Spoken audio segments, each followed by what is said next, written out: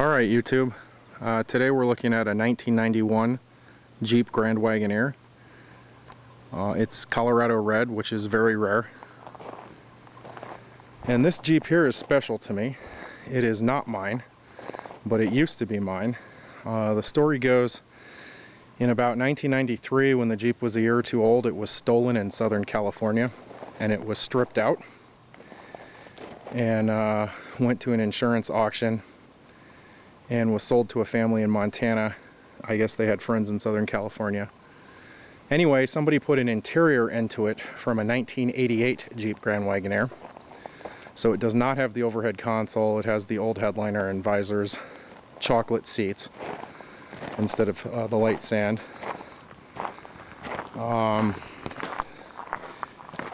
Anyway, that family owned it until 2004. And did not maintain it very well at all. It had 120,000 miles on it when I bought it in 2004. And it had a dead cylinder. I drove it for a while, was going to put heads on it, and then it spun a bearing. So in early 05, I put a new remanufactured 360, and it actually had the original engine remanufactured. And just dumped a ton of money into it to get it in really good drivable condition. And I actually drove it as my daily driver for about a year, and then it was just a toy, and I kept it for a little over 4 years, 4.5 years. And it developed this vapor locking problem that no one could figure out, and I just got kind of tired of it, put a lot of money into it, and I ended up selling it to a guy in Kalispell in 2008. And anyway, my buddy, who is the Jeep fanatic, managed to convince me to look for the guy's information maybe a year ago, and I did find it. And so he started pestering the guy in Kalispell that I had sold it to in 08 to see if he'd sell it back. And he did in March, and so my buddy owns it now, but he doesn't have storage for it, so it's back at my house, so it's kind of made a full circle. The guy I sold it to did not take very good care of it. Left it sit outside. I think drove it a lot in the de-icing fluid, because when I got rid of it, it was essentially rust free, and as you can see, it's developed a good bit of rust since 2008. My buddy will fix it up eventually, but yeah, it's kind of a neat Jeep, a neat story for sure. Lots of memories in this old Jeep.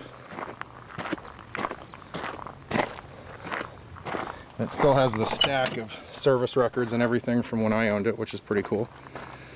But you can see my buddy has swapped the door panels back to light sand, which is what they're supposed to be. But it has the chocolate seats, headliner, and carpet from the '88 donor vehicle.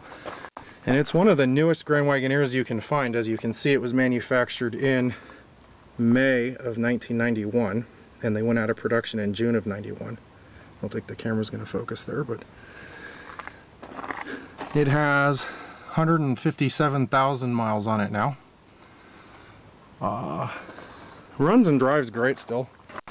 I think the plan ultimately is to finish swapping out the interior. He has a '89 that was wrecked, but I think eventually he'll put all light sand interior in it.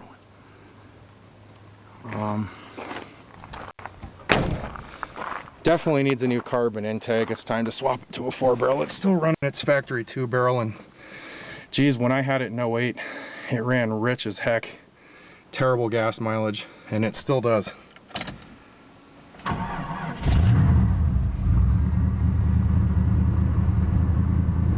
Excellent oil pressure. Take a look under the hood.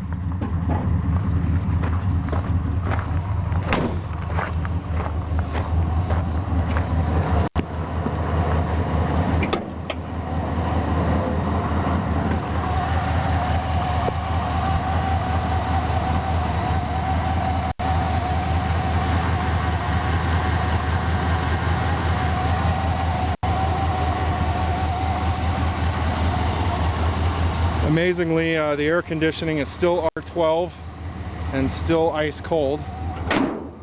No one's converted it. But you can see how rich it runs.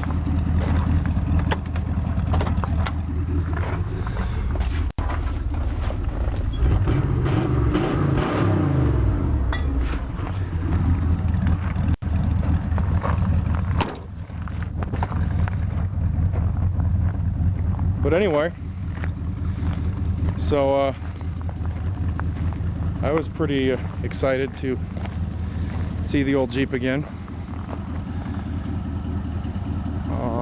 Yeah, so there it is.